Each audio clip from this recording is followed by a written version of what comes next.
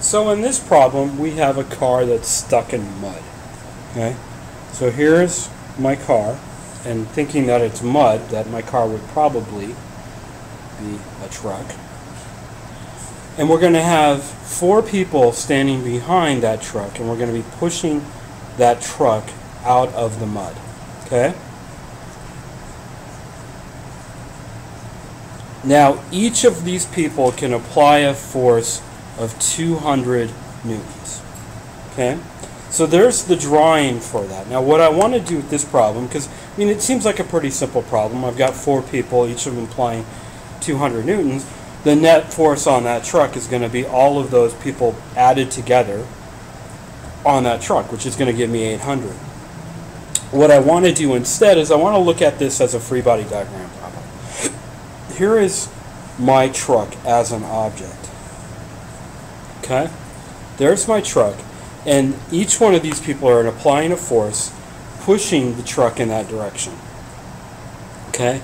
So person number 1, and normally we want all of our vectors to come from the center of the object, but in this case, because I have 4 vectors pushing in the same direction, I'm just going to kind of space them out a little bit, but normally we would have it come from the center of it. Okay? So here's person number 1 of 200 newtons.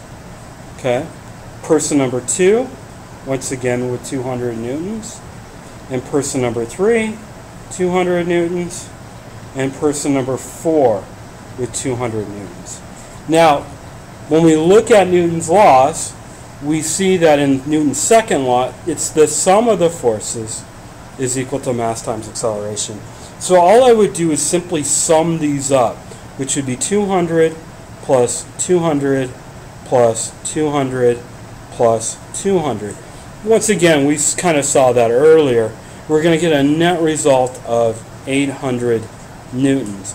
Now, let's say that we have a person here, and we'll call him Steve, that doesn't quite get the hang of the idea of pushing a truck out of mud. And instead, he's at the front of the truck, pushing this way. Okay? So there's Steve in front of the truck, pushing it in the opposite direction. So the free body diagram on that would look something like this. Okay? When dealing with this, what we're going to do is we're going to say all the vectors in this direction are positive and all the vectors in this direction are negative. Typically, it's the other way around, but it really doesn't matter. Okay? So, summing up all my forces, I have 200 plus 200 plus 200, which represents all the forces in this direction. And then I have Steve. Well, it's 200 newtons, but it's in the opposite direction. So the way we keep track of vectors moving in the opposite direction is instead of adding, we subtract that 200. Okay?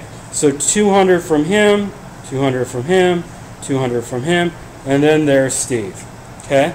So the net force in this system, because Steve is on the opposite end, is going to be equal to 400 newtons. We're better off just getting rid of Steve and having 600 newtons. Because what he's doing is counteracting one of those people. Cool? Now, if Steve has a buddy and they're on the other end, then there is no net force, because then you're going to have 400 in this direction and 400 in this direction, and the net result of that is going to be 0. So, I mean, obviously, we know this from common sense that all of us are going to get on the back end of that truck and we're all going to push. But in physics, it's just simply adding those vectors together. Okay?